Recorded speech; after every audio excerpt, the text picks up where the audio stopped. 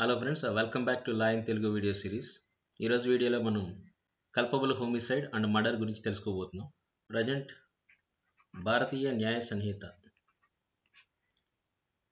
విషయానికి వచ్చేసరిగా section 100 and 101 ఈ sections మనకి కల్పబుల్ హోమిసైడ్ అండ్ మర్డర్ గురించి డీల్ చేస్తున్నాయి అన్నమాట. సో ఓల్డ్ యాక్ట్ అయితే 299 అండ్ 300 రైట్, ఇవి డీల్ చేస్తుంది. ఎవరైనా ఒక వ్యక్తి, సపోజ్ ఏమైనా ఒక వ్యక్తి ఉన్నాడు, ఈ వ్యక్తి యొక్క చర్య మరొక వ్యక్తి యొక్క మరణానికి దారితీస్తే సో మనం ఏమంటాం, అది హత్య అని అంటాం. అలాగే ఏని హంతకుడు అంటాం. రైట్. సో ఇక్కడ ఏం జరుగుతుంది, ఈ మర్డర్ ఏదైతే ఉందో ఈ మర్డర్ని కేవలం ఈ ఫిజికల్ యాక్ట్ బేస్ చేసుకుని మనం డిసైడ్ చేస్తాం, అడ్జడ్జ్ చేస్తాం. ఇదే మనకున్నటువంటి తప్పుడు అవగాహన. ఇది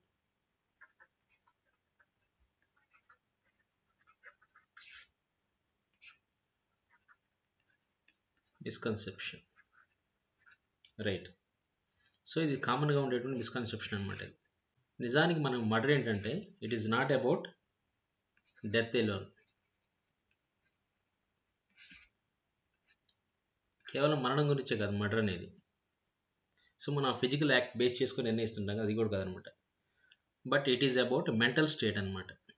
it is about mental state of person who caused death. Right. So ఈ మెంటల్ ఏదైతే ఉందో ఈ ఎలిమెంట్ అనేది చేంజ్ అయ్యేకుంది ఆ ఇంటెన్సిటీ కూడా తగ్గిపోతుంది అనమాట. మర్డర్ నుంచి కల్పబుల్ హోమిసైడ్కి వస్తుంది, కల్పబుల్ హోమిసైడ్ నుంచి డెత్ కాజ్డ్ బై నెగ్లిజెన్స్ వస్తుంది, లేదా అక్కడ నుంచి యాక్సిడెంట్కి వస్తుంది అనమాట. సో అన్నింటిలో కూడా ఏంటంటే ఫిజికల్ యాక్ట్, ఒక మనిషి చనిపోయి ఉంటాడు, ఒక వ్యక్తి మరణం సంభవించి ఉంటుంది, బట్ హత్య దగ్గర నుంచి యాక్సిడెంట్ దగ్గరికి వచ్చింది అనమాట. కేవలం దేని కారణంగా, ఫిజికల్ యాక్ట్ ఒకటే ఉన్నప్పటికీ, అంటే మనిషి చనిపోయి ఉన్నప్పటికీ ఇతనికి ఉన్నటువంటి ఆలోచన స్థితి, ఇతని ఇంటెన్షన్, ఇతని ఉద్దేశాన్ని బేస్ చేసుకొని దాని స్థాయి తగ్గుతూ వస్తుంది అనమాట. సో అందువల్ల ఏంటంటే మనకి కేవలం ఫిజికల్ యాక్టే కాదు, ప్లస్ దాంతోపాటు మెంటల్ ఎలిమెంట్ కూడా క్లబ్ చేసి చూసినప్పుడే అది హత్య కాదా అని మనం డిసైడ్ చేయగలం అనమాట. రైట్. రీసెంట్గా షో టైమ్ అనే ఒక మూవీ చూసాను నేను. షో టైంలో అనుకోకుండా ఒక వ్యక్తి చనిపోవడం జరుగుతుంది అనమాట. జస్ట్ ఆవిడ వాళ్ళ డాటర్ నుంచి ఏదో చైన్ స్నాచ్ చేస్తున్నాడని చెప్పి పుష్ చేస్తుంది అనమాట. యాక్సిడెంట్గా అతను చనిపోతాడు. వీళ్ళు ఏంటంటే దీన్ని కప్పిపెట్టాలనుకుంటారనమాట. ఆ బాడీని ఒక చోట దాచిపెట్టి ఎలాగైనా ఎస్కేప్ అవ్వాలని ట్రై చేస్తుంటారు. నిజానికి ఏంటంటే వీళ్ళకి చట్టం మీద అవగాహన లేకపోవడం వల్ల వెంటనే ప్యానిక్ అయిపోయి ఇంకో తప్పుడు నిర్ణయానికి దారితీస్తుంది అనమాట. ఇంకో చర్య చేస్తారు. ఇవి ఇంకేంటంటే కాంప్లికేట్ చేస్తాయి అనమాట ఉన్న సిచ్యువేషన్ కూడా. సో అందువల్ల ఏంటంటే మనం భయపడాలా లేదా ఒక వ్యక్తి మరణానికి దారితీస్తే మన చర్య అనేది ఎప్పుడు భయపడాలి అని మనకు అవగాహన ఉన్నట్లయితే అంత పెద్దగా పానిక్ అవ్వనమాట. చట్ట ప్రకారం నడుచుకుంటాం, ఇమీడియట్గా పోలీసులకు ఇన్ఫామ్ చేస్తాం. సో సాధారణంగా చాలా తక్కువ శిక్షతో, లేదా శిక్ష లేకుండా కూడా బయటకు పడవచ్చు అనమాట. ఈ ఎలిమెంట్స్ ఏవైతే మనం ఇక్కడ మాట్లాడుకున్నామో సో ఆ ఇంటెన్సిటీ తగ్గిపోతుంది కదా. రైట్. సో అందువల్ల ఏంటంటే ఎప్పుడు మనం ఆ ఫిజికల్ యాక్ట్ని బేస్ చేసుకుని ఎవరు మనం హంతకుడు అనడానికి లేదనమాట. రైట్. సో మర్డర్ మనకి ఏం చేస్తుంది,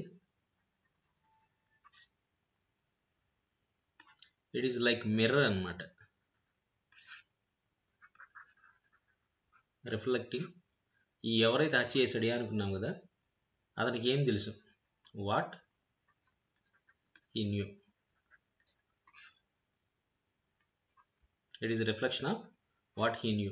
అతనికి ఏం తెలుసు అంటే it is talking about knowledge of accused. ఎవరినైతే మనం హత్య చేశాడు అంటున్నామో అతని యొక్క నాలెడ్జ్ గురించి తెలుపుతున్నాడు మనకి.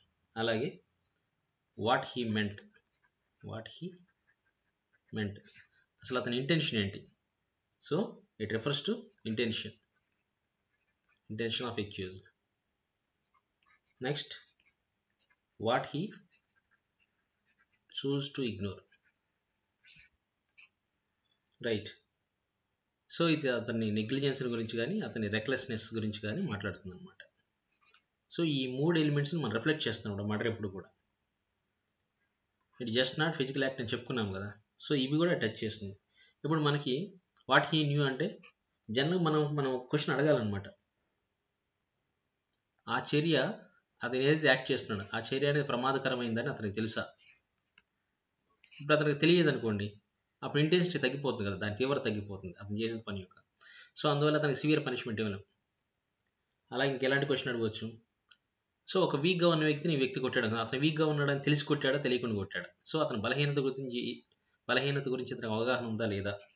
రైట్. ఒక హార్ట్ పేషెంట్ అనుకోండి, ఆ హార్ట్ పేషెంట్ గురించి అతని కండిషన్ గురించి అతనికి తెలుసా లేదా? సో ఇలాంటివన్నీ అనమాట. రైట్. లేదంటే వాళ్ళు చేసే పని ఏదైతే ఉందో ఆ యాక్ట్ అది ఒకరిని చంపగలిగేటటువంటి లేదా చంపగలదని అతనికి అవగాహన ఉందా? రైట్. ఇలాంటివన్నీ ఏంటంటే మనకు నాలెడ్జ్ తెలుపుతున్నాడు అతను. ఈ క్వశ్చన్ మనకి వేసుకుంటే వీటి నుంచి వచ్చే ఆన్సర్ని బట్టే అతనికి నాలెడ్జ్ ఉందా లేదా మనం చెప్తాం. అలాగే వాట్ హీ మెంట్ అన్నాం. సో అతని ఇంటెన్షన్ మనం ఎలా ప్రూవ్ చేయగలం? అతనికి చంపాలనే ఉద్దేశం ఉందా లేదా? చంపాలనే ఉద్దేశం ఉందా లేదా? సో పాయిజన్తో ఒక వ్యక్తిని చంపాడు అనుకుందాం. అతను షాప్కి వెళ్ళి పాయిజన్ తీసుకొచ్చాడు, ఫుడ్లో కలిపాడు. వీటన్నిటిని బట్టి ఏంటంటే ఉందా లేదా మనం చెప్పగలుగుతాం అనమాట. సో అలాగే అది అతను ప్లాన్ చేసి చేశాడా అంటే అతను ముందుగా అనుకున్నాడా? Pre planned. So pre planned అయితే ఏంటంటే అప్పటికప్పుడు చేస్తే ఏంటంటే అతను ప్లానింగ్ ఉండదు కాబట్టి ఇంటెన్షన్ ఉందని మనం చెప్పలేము అనమాట. బట్ ప్రీ ప్లాన్డ్గా రెడీగా ఉన్నాడంటే చేయడానికి ప్రిపేర్ అయ్యి మనం చెప్పవచ్చు అనమాట. అలాగే ఇతనికి ఏమైనా మోటివ్ ఉందా? వీళ్ళిద్దరి మధ్య ఏమన్నా జలసీ కానీ లేదా కోపం కానీ ప్రతీకారం తీసుకోవాలని కాంక్ష కానీ ఇతనిలో ఉందా? సో ఈ చర్య వాటిలో భాగమా? ఇలాంటి క్వశ్చన్ అడిగినప్పుడు ఏంటంటే మనకి వీటికి వచ్చే ఆన్సరే మనకి అతని ఇంటెన్షన్ ప్రూవ్ చేస్తాయి అనమాట. రైట్. అలాగే వాట్ హీ ఇగ్నోర్ అనుకున్నాం, what he choose to ignore. Suppose ఇతని చర్య ఖచ్చితంగా ప్రమాదానికి అంటే మరణానికి దారి తీస్తున్నది తెలిసి కూడా ఇతను పట్టించుకోలేదా? ఆ పర్యవసానాలను ఒకవేళ అలా హత్య జరిగితే ఎలాంటి పరిణామాలు వస్తాయి అనే వాటిని కూడా కేర్ చేయకుండా ఆ పని చేశాడా? లేదా ఆ పనిని సమర్థించుకోవడానికి ఇతని దగ్గర వీలు లేనంత నిర్లక్ష్యంగా అతను ప్రవర్తించాడు? కొన్నిసార్లు ఏంటంటే ఇప్పుడు ఎమర్జెన్సీ సిచ్యువేషన్ డాక్టర్ ఏంటి అతన్ని కాపాడడం కోసం పని చేస్తారు, బట్ అతను చనిపోతారని తెలిసినా కూడా బట్ ఒక ప్రయత్నం అయితే చేయాలిగా చేస్తారనమాట. సో దాని అర్థం ఏంటది? ఇక్కడ సమర్థించుకోవడానికి అతను కారణం ఉందన్నమాట, జస్టిఫై చేసుకోగలడు. బట్ అలా కాదు.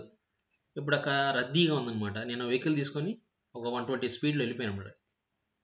120 స్పీడ్లో నేను వెళ్ళిపోయినట్టు అలా వెళ్తే అక్కడ ఎవరో ఒకరు ప్రమాదానికి గురే అవకాశం ఉందని నాకు తెలుసు అనమాట. తెలిసి కూడా నేను పట్టించుకోకుండా నిర్లక్ష్యంగా డ్రైవ్ చేశాను, అక్కడ ఇద్దరు చనిపోయారు అనమాట.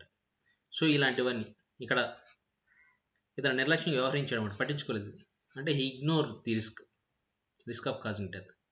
సో ఇలాంటివన్నీ కూడా ఏంటంటే ఈ మర్డర్లో ఇన్వాల్వ్ అయ్యి ఉంటే అది రిఫ్లెక్ట్ చేస్తామంట. Murder is not about physical act only, okay అనేది గుర్తుపెట్టుకోవాలన్నమాట. రైట్. మనకు ముఖ్యంగా criminal law that to especially in murder ఈ మెంటల్ స్టేట్ ఏదైతే ఉందో this one is as important as physical act. Right. ఇది ఒకటి గుర్తుపెట్టుకోండి మీరు. సో దీన్ని చెప్పడం కోసం ఈ ఎగ్జాంపుల్స్ అని చెప్తాను అనమాట. రైట్. జనరల్ కోర్టులు ఏంటి, ఒక వ్యక్తి చనిపోయాడా అని చెప్పి అడగరు అనమాట. డిడ్స్ సమ్వన్ డై అని అడగరు అనమాట. ఏమని అడుగుతారు? అతను చంపుతున్నప్పుడు ఎక్యూజ్డ్ ఎవరైతే ఉన్నారో అతని మైండ్లో ఏముంది? What was in the accused mind when he acted? Right. ఈ క్వశ్చన్ అడుగుతాం అనమాట. ఇది ఇంపార్టెంట్ మనకు, అది మర్డర్ కాదని చెప్పాలంటే. సో ఫైనల్గా ఏం చెప్పాలి? ఒకటే స్టేట్మెంట్ అంటే murder is not judged by the body that falls. ఏ బాడీ అయితే కూలిపోయింది దాన్ని బేస్ చేసుకొని కాదు, but by the mind that strike. ఏ ఆలోచనతో అయితే అతను చంపబడ్డాడో దాన్ని బేస్ చేసుకొని. సో మీకు అర్థమైంది అనుకుంటాను బ్యాక్గ్రౌండ్. సో నెక్స్ట్ వీడియోలో నేను మీకు ఆ మర్డర్ అండ్ కల్పబుల్ హోమిసైడ్ గురించి ఎక్స్ప్లెయిన్ చేస్తాను.